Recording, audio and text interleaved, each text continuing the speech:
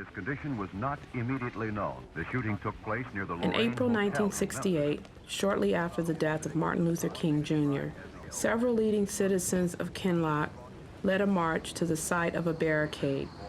Where the Pavement Ends is a film about two towns, two events that were separated by decades, that tell the story of how past injustices have prefigured those of today. The mayor asked me, well, how about taking the barricade down? I said, well, of course, take it down. All hell broke loose. Continue on Suburban Avenue for 1 mile. This is the border between Ferguson and Kinloch. In 1,000 feet, turn right onto Canfield Drive. In 800 feet, you will arrive at your destination. It's going to be a black male in a white t-shirt. He's running toward Quick Trip. Put your hands all the way up. I want your hands all the way up.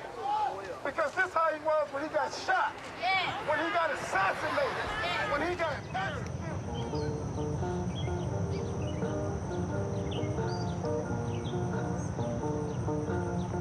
I grew up in Ferguson, Missouri, more or less in the 60s and early 70s, at the time when Ferguson was a segregated city.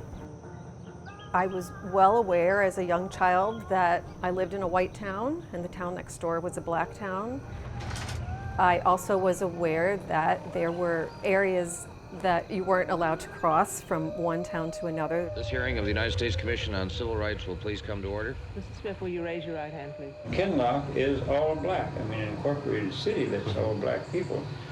Well, Ferguson, for all of its goodness about many things, would just as soon not get too close. Where the Pavement Ends was something that I wanted to work on for many years. It was going to focus on the closed road between Kinloch and Ferguson, Missouri. When I look back at that, we never talked about the hard stuff. And it's the hard stuff that's coming out now. People came down here to mourn the death of Mike Brown. The whole story just flipped upside down as soon as Mike Brown was murdered, and it just wasn't the story that needed to be told in isolation anymore.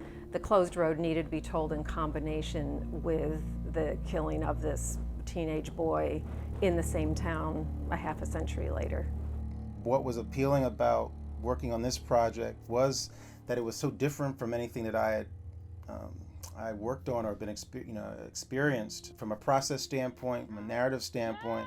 Hey, you never could be mine. There was always this sort of question of like, how do you bring Kinloch alive? That's right, get out of here, all of you bumboos. Go on, yo. It's such a big story. It can be told 1,000 different ways. I was always worried about what we were going to have to leave out, how to try to make a film where we could include as many voices as possible. And consequently, it's not a character-driven story. The characters are the two towns and the two roads in these two events. He's with another male. He's got a red Cardinals hat, white t-shirt, yellow socks. And both of them, in my mind, what holds them together is this idea of the regulating of like public space. Who is allowed to be where, and why, and what does it mean? One thing that I remember is that we were angry. And today people are angry. There are a lot of things to be angry about. And turn this back on you. And enough is enough. Enough is enough. No justice.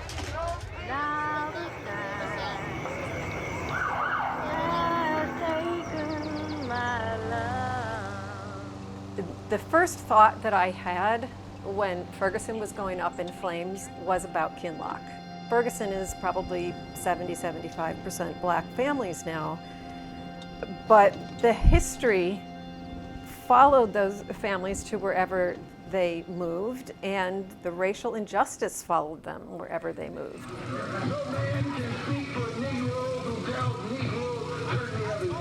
When the media was covering what happened to Mike Brown, not very many people were really looking at the history.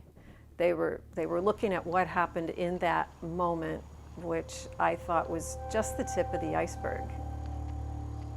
Anything that's swept under the rug, as long as that stays covered up, it's gonna have a smell, and that smell comes out and it will rotten up everything.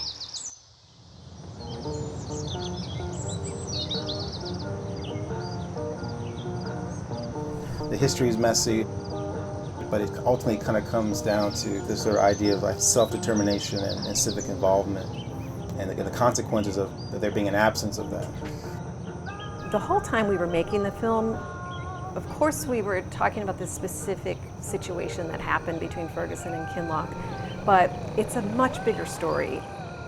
Segregated and separated communities exist today. And so the conversation is bridging decades, and people can relate to things that happened half a century ago that are still in our communities now. Ladies and gentlemen, I'm going to sing this song to Marisa Peebles and Andrew Wales. Your